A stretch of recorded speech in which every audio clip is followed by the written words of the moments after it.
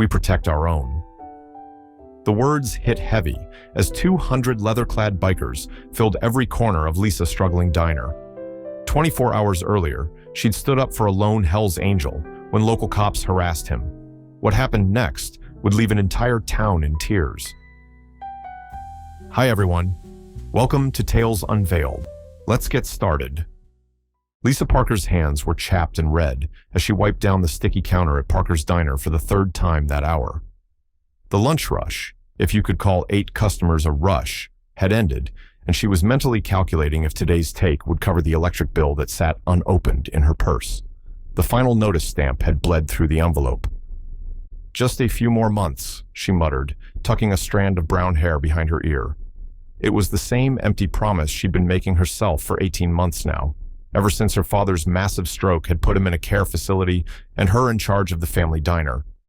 Her nursing career in the city, her apartment, her life, all put on hold for a small-town greasy spoon that was bleeding money faster than she could bandage the wounds. The ancient ceiling fan spun lazily overhead, barely moving the humid summer air. Outside, Millfield's main street was quiet, as it always was these days since the factory had cut the third shift. The bank had foreclosed on 3 businesses already this year. Some days, Lisa wondered if Parker's diner would be next. The bell above the door jingled, that cheerful little sound her father had always loved, and Lisa glanced up. Her stomach tightened instantly. A mountain of a man dressed in worn leather pushed through the doorway. His weathered face was half hidden behind a wild gray beard that looked like it had seen dust from 1,000 highways. Faded tattoos crawled up his thick forearms like illustrated stories of a hard life, disappearing beneath rolled-up sleeves. But it was the patch on his vest that made the room go still, the unmistakable death's head insignia of the Hell's Angels. The handful of remaining customers froze. Old Mrs. Patterson actually clutched her pearls. The Simmons brothers stopped mid-bite, forks hovering in the air. Even the radio seemed to hit a moment of static. The biker seemed to feel the tension, his massive shoulders hunching slightly as he made his way to the counter. Each heavy bootfall echoed against the worn linoleum like a hammer strike. He deliberately chose the stool at the far end, keeping distance between himself and the other patrons. A man used to being unwelcome. Lisa could practically hear her father's voice in her head. Everyone's money spends the same at Parker's. But her father had never had to serve a Hell's Angel in their small conservative town, where rumors about the motorcycle club circulated like gospel. Lisa steadied her hand, grabbed a cloudy plastic menu and a glass of ice water. The other waitress, Jenny, had suddenly found a pressing need to refill ketchup bottles at the far end of the diner. "Thanks for coming in to Parker's," Lisa said, approaching him with the same practiced smile she offered every customer. "Today's special is meatloaf with mashed potatoes. Made it fresh this morning." The biker looked up, and Lisa was struck by his eyes, pale blue and bloodshot, like he hadn't slept in days. Against that hard face, those leather-creased features, his eyes seemed to belong to another man entirely. "Coffee," he said, his voice surprisingly gentle, almost soft. "Black as you can make it, and whatever's fastest from the kitchen. Been on the road since before sunup." As Lisa poured his coffee from the ancient percolator, she noticed his hands. Huge, calloused things that seemed built for violence, but there was a slight tremble to them as he reached for the mug. His knuckles were scraped raw, and a thin hospital bracelet was partially hidden beneath his leather cuff. Behind the exhaustion in his eyes, Lisa recognized something else. A bone-deep sadness she'd seen too many times during her nursing rotations in the oncology ward. It was the look of someone keeping vigil. "Long ride ahead of you still?" she asked, keeping her voice casual, the way her father had always chatted with strangers. His massive hands wrapped around the coffee mug like it was something precious, drawing warmth from the chipped ceramic. He took a long pull before answering. "Heading back to Riverside Hospital," he said finally, each word deliberate, like speaking was an effort. "My daughter." Something seemed to catch in his throat. He stared down at his coffee, his knuckles whitening around the mug. "My daughter," he repeated, but couldn't seem to finish the thought. Lisa felt something shift inside her. Not pity. This man wouldn't want pity, but a familiar ache of recognition. Not a Hell's Angel in that moment, just a worried father. "I'll get that order in right away," she said, her voice softening. Toast and eggs work? Fastest thing on the menu? 6 minutes? Tops. He nodded, the relief evident as his shoulders relaxed slightly. Maybe it was the promise of food, or maybe just that she hadn't asked him to explain further. As Lisa turned to place the order, she felt the stares from the remaining customers. Mrs. Patterson was whispering urgently to Mrs. Henderson, their gray heads bent together like conspirators. The Simmons brothers were openly glaring. Jenny was still finding those ketchup bottles absolutely fascinating. Small towns had long memories, and the Hells Angels had a reputation that preceded them. 20 years ago, a group of bikers had roared through Millfield, leaving broken windows at Thompson's grocery after an argument. Never mind that no one knew if they'd been Angels or some other club. In Millfield's collective memory, all bikers were guilty by association. The bell jingled again, and 2 of Millfield's police officers walked in, Officer Brennan and Officer Taylor. They were regulars, usually friendly enough, though Lisa had always found Brennan's swagger a bit much. They spotted the biker immediately, and Lisa saw Brennan nudge Taylor. They approached the counter, deliberately taking seats on either side of the man. "Well, well, don't often see your kind in Millfield," Brennan said loudly, making no attempt to hide his hostility. "Just passing through, I hope." The biker kept his eyes on his coffee. "Just getting some food, officer." Lisa returned with the plate of eggs and toast, placing it in front of the biker. "Anything else I can get you?" Before he could answer, Officer Brennan spoke up. "How about checking this guy's ID, Lisa? Make sure he's not one of those Angels we've got bulletins about." The biker reached slowly into his pocket, but Brennan's hand moved to his holster. "Careful now." Lisa felt her temper rising. "He's a paying customer, Brennan." "Just like you." "Not just like me," Brennan smirked. "His kind bring trouble, drugs, violence." "My kind?" The biker looked up for the first time, his voice still quiet but with an edge. "You don't know the first thing about me, officer." Brennan leaned in closer. "I know that, Patch. I know what it means." The biker started to respond, but Taylor cut him off. "Maybe we should run your plates, see what comes up." Several other customers were watching now, some nodding in agreement with the officers, others looking uncomfortable. The biker put his fork down. "Look, I'm just trying to get some food before I visit my daughter at Riverside. She's..." His voice caught slightly. "She's not doing well."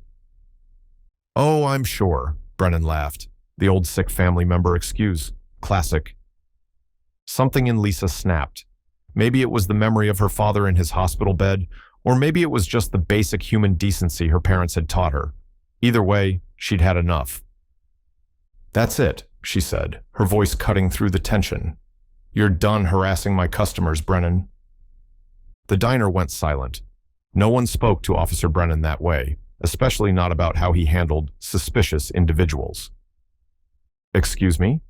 Brennan turned his attention to Lisa, eyes narrowing. "You heard me. He came in for a meal. He's been nothing but polite, and you're treating him like a criminal." "You don't know who you're defending, Lisa," Taylor warned. "I'm defending a customer in my diner, and unless you have an actual reason to suspect him of something besides his clothing, I'd appreciate if you'd let him eat in peace." Brennan stood up, towering over Lisa. "Your dad would be real disappointed to see you taking sides against the law, Lisa." That was a low blow, and everyone knew it. Frank Parker had been friends with half the police force before his stroke. "My dad taught me to judge people by how they act, not what they wear," Lisa replied, her voice steady despite her racing heart. "And right now, you're the one acting badly in my diner." The tension in the air was thick enough to cut with a knife. Several customers shifted uncomfortably. Mrs. Henderson, the retired librarian, suddenly became very interested in her pie. Dave Wilson, who'd gone to high school with Lisa, stared down at his coffee cup. "I think I'll take my food to go," the biker said quietly, reaching for his wallet. "No," Lisa said firmly. "Your money's no good here today. The meal's on me." The biker looked at her with surprise, genuine gratitude flashing across his face. Brennan's face flushed deep red. "You're making a mistake, Lisa. This town has a way of remembering who its friends are." The threat wasn't subtle. In a small town like Millfield, being on the wrong side of the police could be bad for business. Lisa's hands were trembling now, but she kept her chin up. "Are you going to order something, or are you just here to intimidate my customers?" For a moment, she thought Brennan might do something truly stupid. Instead, he threw a few dollars on the counter. "Lost my appetite. Let's go, Taylor." As they left, the bell jingling angrily behind them, conversation slowly resumed throughout the diner. Lisa turned to the biker, who was looking at her with an expression she couldn't quite read. "I'm sorry about that," she said. He shook his head slowly. "Don't be. Not many people would have done what you just did." He paused, studying her face. "Name's Ray. Ray Mercer." "Lisa Parker." "Thank you, Lisa Parker." He ate quickly after that, and when he finished, he left a $20 bill on the counter despite her protests. "For your dad," he said simply before heading out the door. Lisa tried to put the incident behind her, but the stares from the other customers told her it wouldn't be that simple. By closing time, she'd overheard enough whispered conversations to know the story was spreading through town like wildfire. That night, as she sat by her father's bedside at the Millfield Care Center, she told him about her day. "I don't know if I did the right thing, Dad," she said, even though his stroke had left him unable to respond. "But I couldn't just stand by." Her father's eyes seemed to hold approval, but maybe that was just what she wanted to see. The next morning, Lisa arrived at the diner early as usual. What wasn't usual was the "closed until further notice" sign someone had taped to her window overnight. Beneath it, scrawled in red marker, "No biker lovers in Millfield." Lisa ripped the sign down, her hands shaking with anger. Inside, nothing seemed disturbed, but the message was clear enough. The breakfast rush was noticeably lighter than normal. By lunchtime, it was obvious that word had spread. The diner that usually buzzed with conversation and clinking silverware was eerily quiet, with only a handful of regulars braving the apparent boycott. Old Mrs. Henderson came in for her usual tuna sandwich, patting Lisa's hand sympathetically. "This will blow over, dear. Small towns have short memories when they want to." Dave Wilson and his wife came by too, deliberately sitting at the window table where they could be seen from the street. "Hell with them," Dave said, louder than necessary. "Best coffee in town is still the best coffee in town." But these small gestures of support weren't enough. Lisa did the math in her head. Another week like this, and she wouldn't make rent. Around 2 o'clock, with the diner empty, Lisa allowed herself a rare moment of despair. She leaned against the counter, fighting back tears. The diner wasn't just a business. It was her father's legacy, the place where she'd grown up learning to count change and wipe tables. Now it might all disappear because she'd stood up for a stranger. The familiar jingle of the bell interrupted her thoughts. Lisa quickly wiped her eyes, putting on her professional smile. A man in his 50s stood in the doorway, dressed in jeans and a plain blue t-shirt. The only hint of his affiliation was a small Hells Angels pin on his leather jacket. Behind him was a woman about the same age, her long gray hair pulled back in a neat braid. "Lisa Parker?" the man asked. Lisa nodded, suddenly nervous. "I'm Thomas Mercer, Ray's brother." He stepped forward, extending his hand. "This is my wife, Sarah." Lisa shook their hands, confusion evident on her face. "Ray told us what you did for him yesterday," Sarah explained. "He would have come himself, but he's still at the hospital with Jessie. That's his daughter." "How is she?" Lisa asked. "Touch and go," Thomas replied, his face grim. "Cancer, stage 4. They're trying an experimental treatment at Riverside, last chance kind of thing." Lisa's heart sank. "I'm so sorry." "Ray said you were kind to him when not many would be," Sarah continued. "Said you stood up to those cops like you'd been doing it all your life." Lisa shrugged, embarrassed. Anyone would have done the same. Thomas shook his head. "No, they wouldn't. And from the looks of this place, you're paying for it now." Lisa couldn't deny it. The empty tables spoke for themselves. "We wanted to thank you properly," Sarah said, reaching into her purse. "Ray said you mentioned your father was ill." "I don't need money," Lisa said quickly, her pride flaring. Thomas held up his hands. "Wouldn't dream of offering, but we thought maybe we could send some business your way." Before Lisa could ask what he meant, the rumble of motorcycle engines filled the air. Not just one or two, but dozens, growing louder by the second. Lisa moved to the window, her eyes widening as motorcycle after motorcycle appeared on the street outside her diner. They came from both directions, filling the street, then the parking lot, then spilling over to the vacant lot next door. There had to be at least 200 bikers, men and women of all ages, most wearing Hells Angels colors or supportive patches. They dismounted in waves, removing helmets, stretching after what must have been a long ride. What is this?" Lisa asked, her voice barely audible above the rumble of idling engines. Thomas smiled. Ray reached out to some of the local chapters last night, told them about a diner owner who showed him respect when he needed it most. Word travels fast in our community. But there must be over 200 people out there. 217 by my last count, Sarah corrected with a smile, and they've all been riding since dawn. I imagine they're pretty hungry. As if on cue, the bell jingled, and the first group of bikers entered. They were polite, almost deferential, greeting Lisa with respect before taking seats. Then more came in, filling every table, lining up at the counter, standing patiently when there was nowhere left to sit. Lisa stood frozen for a moment, overwhelmed. A large man with a full white beard approached her. "You must be Lisa. I'm Marcus, president of the Riverside chapter. Ray's one of ours." He extended a massive hand, which Lisa shook automatically. "Hope you don't mind us dropping in like this." I don't think I have enough food," Lisa admitted. Marcus laughed. "Already taken care of. Sarah called ahead to your suppliers. Got a big delivery coming in 20 minutes. Don't worry about the cost. It's covered." Lisa looked around in disbelief as her diner, which had been a ghost town moments before, now buzzed with life. The bikers were ordering coffee, water, whatever she had ready, all paying in cash, all leaving generous tips. "I don't understand," she said to Marcus. "You did all this for me?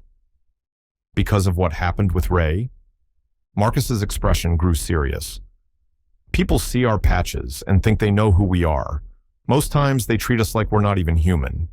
Ray was on his way to maybe say goodbye to his daughter, and those cops were giving him grief just because of what he was wearing." He paused, looking around the diner. "What you did, standing up for one of our brothers when it wasn't the easy thing to do, that means something to us." Outside, the rumble of motorcycles continued as more riders arrived. Across the street, Lisa could see people gathering on the sidewalk, watching in amazement. She even spotted Officer Taylor among them, radio in hand, looking utterly bewildered. The bell above the door jingled again, and Lisa turned to see a familiar face. Ray Mercer stood in the doorway, looking tired, but somehow lighter than he had the day before. "Hope you don't mind me bringing a few friends," he said with the ghost of a smile. Lisa laughed, the tension of the day finally breaking. "I think I can squeeze them in." For the next few hours, Lisa and the two teenage waitresses she managed to call in worked harder than they ever had. The delivery arrived as promised, enough food to feed an army of hungry bikers. Every table was full, with customers rotating out so new arrivals could eat. The cash register filled and had to be emptied twice. Word spread through town, and slowly, cautiously, some of the regular customers began to appear. They stood awkwardly at first, clearly intimidated by the sea of leather and tattoos.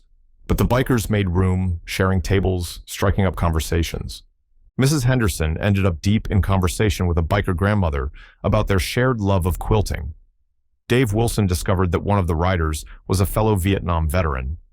The high school principal found himself discussing educational reform with a biker who turned out to be a community college professor on weekends.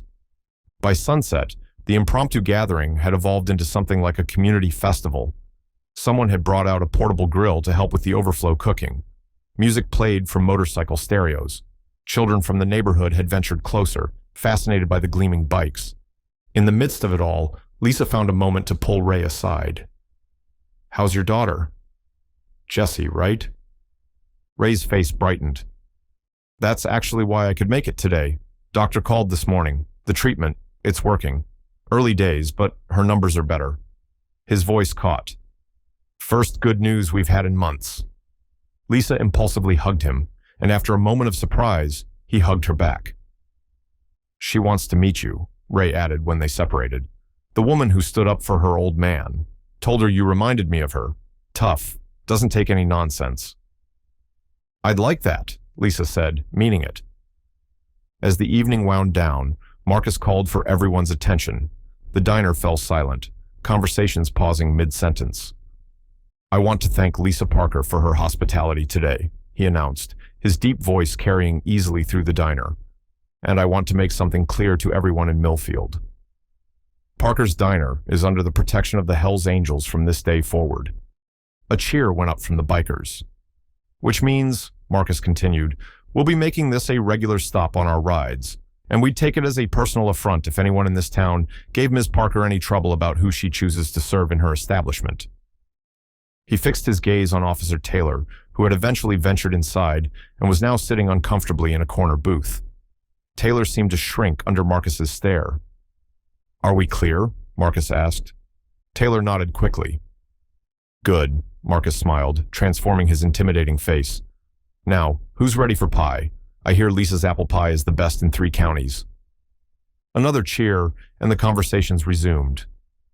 Later that night, after the last of the bikers had departed with promises to return soon, Lisa locked up the diner and counted the day's receipts. It was more money than she'd made in the past 2 weeks combined. But more than that, something had changed in the air of Millfield. She could feel it as she walked to her car. The town that had been ready to ostracize her that morning had been given a glimpse behind the leather and patches, had seen the humanity in people they'd been taught to fear. As Lisa drove to the care center to see her father, she couldn't help but smile at the irony. In standing up for one stranger, she'd gained hundreds of friends, and maybe, just maybe, helped a small town expand its understanding of what it means to judge someone by how they act, not what they wear. The next morning, Lisa arrived at the diner to find a package leaning against the door. Inside was a leather vest, custom made with Parker's Diner, emblazoned across the back, surrounded by the words, "Friends of the Angels." Pinned to it was a note in rough handwriting, "For the bravest diner owner we know. Jessie's doing better. She still wants to meet you. Ray." Lisa hung the vest behind the counter, right next to her father's old apron. When Officer Brennan came in for coffee an hour later, unusually subdued and polite, Lisa served him with the same smile she gave every customer. After all, her father had taught her to judge people by how they act, not what they wear. And sometimes, it took a diner full of bikers to remind a town what that really meant. It's a strange thing how the smallest moments can change our lives.